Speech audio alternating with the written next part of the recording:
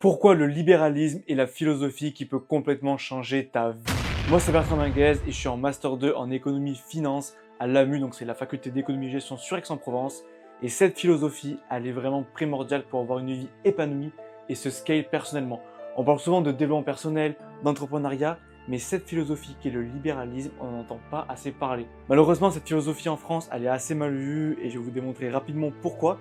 Et vous allez avoir par la suite un entretien avec un grand économiste libéral que j'ai pu interviewer lors d'une conférence sur l'économie libérale. Avant ça, n'oubliez pas de vous abonner, liker, partager. Abonnez-vous aussi à Enzo et à Sofiane, c'est super important les gars pour le référencement. Donc likez, partagez, petit commentaire. On va essayer de vous apporter un maximum de valeur. C'est la saison 2 qui commence, donc c'est parti. Alors juste pour vous expliquer c'est quoi le libéralisme, ça repose sur 4 piliers essentiels. La propriété privée, la liberté des échanges, la libre entreprise et en 4, la liberté individuelle. Et vous allez voir qu'en France, aucun de ces points n'est respecté. La liberté individuelle, oui, on l'a par rapport à une certaine époque. Par contre, on voit bien que on peut rapidement se faire boycotter, se faire supprimer ses comptes sur les réseaux sociaux. Bref, il n'y a pas vraiment de liberté. Ensuite, la libre entreprise, donc c'est le fait de créer une entreprise, le fait de pouvoir créer un projet avec toutes les règles qu'il y a en France pour contraindre les entrepreneurs. Il n'y a pas vraiment une liberté d'entreprise. Liberté des échanges, on voit bien qu'on est quand même limité sur tout ce qu'on veut échanger comme produit. Tout simplement, là, il va y avoir l'iPhone 16 qui sort avec de l'IA intégrée dans l'iPhone 16. Et on se rend compte bien que en France, c'est interdit. Donc, il y a beaucoup d'interdictions sur ça. Et le plus important, la propriété privée. Donc, on voit bien aussi qu'en France, malheureusement, les propriétaires seront souvent des fois squattés leur habitation et ne peuvent rien y faire. Donc, encore une fois, c'est une notion qui n'est pas respectée. Donc, le libéralisme, voilà, c'est ces 4 piliers. Il y a de nombreux auteurs comme Hayek, comme John Locke. Ça, je vous mettrai tout ça en description aussi si ça vous intéresse. On va commencer tout de suite par l'entretien que j'ai eu avec monsieur Pierre Garello, avec quelques questions que j'ai pu lui poser. Mais avant ça, je vais vous dire juste 2 citations du livre La route de la servitude de Friedrich Hayek. Celui qui contrôle toute l'activité économique contrôle en même temps tous les moyens de réalisation destinés à toutes les fins imaginables. C'est celui qui décidera en dernière instance lesquels choisir ou écarter. C'est là le point crucial. Le contrôle économique n'est pas seulement un secteur isolé de la vie humaine, mais le contrôle des moyens susceptibles de servir à toutes les fins possibles. Et je finirai par une toute dernière citation avant de commencer l'entretien. Ceux qui sont prêts à abandonner des libertés essentielles face à une sécurité illusoire ou éphémère ne méritent ni l'un ni l'autre. Sur ce, passe à l'entretien. On est en direct de l'université Aix-Marseille pour la conférence de l'IES sur l'économie libérale.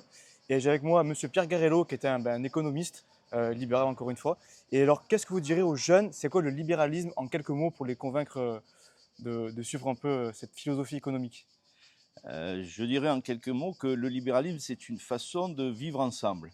Ok, Et c'est une belle façon de vivre ensemble. Ça consiste à dire que chacun doit respecter la sphère et la liberté des autres. Ce qui ne veut pas dire qu'on ignore les autres, mais c'est-à-dire qu'on va coopérer volontairement. ok. Et c'est ensemble, mais sur le principe du respect de la personne et de sa volonté que nous allons construire une société. Et comment on peut expliquer que la jeunesse, elle s'intéresse pas encore à ces valeurs plutôt libérales et elle est plutôt sociale? Est-ce que vous aurez des ouvrages à conseiller, des personnes à écouter, que ce soit sur YouTube, sur des plateformes Alors, je crois que la jeunesse est pas très intéressés ou semblent rejeter le libéralisme avant tout parce qu'ils ne le connaissent pas Ok, et parce qu'on n'en ouais, dit que du mal. ouais. Donc effectivement, ce que je les invite à faire, c'est d'aller lire. Peut-être que ma meilleure référence, ça serait d'aller sur Internet. Il y Ouais. a un journal qui s'appelle journaldeslibertés.fr. Ok, on mettra en description. Ouais. Et dans ce journal, elles verront comment les libéraux abordent toute une série de problèmes très contemporains comme l'environnement, le climat, Ok, ouais. les relations internationales, etc., la guerre. Ok. Et si vous avez un conseil à donner pour la jeunesse, pour vous, avec votre expérience, c'est quelles personnes ont le mieux réussi? Économiquement, là, je parle en réussite. Ce serait quoi le conseil que vous aurez à donner aux jeunes s'ils veulent réussir Pour réussir sa vie, déjà, je crois qu'il faut croire en soi, il faut avoir envie de faire quelque chose qu'on aime. Il faut évidemment avoir le sens de l'effort aussi, il Hmm. n'y a rien qui tombe tout cru, il faut avoir le sens des responsabilités. Et je crois qu'avec ces ingrédients, il faut être ouvert, il faut être curieux. Ok. Et avec tous ces ingrédients, si on est justement dans une société de liberté, eh bien, ça va marcher. Ok.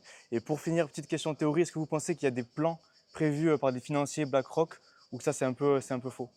Des plans prévus par des gens ou non? Non, moi, Ou c'est je pense pas à des conspiration. Financière. Je pense que quand l'État est fort, il y a évidemment des gens qui vont essayer de se servir de Ok. l'État quand l'État est tout puissant.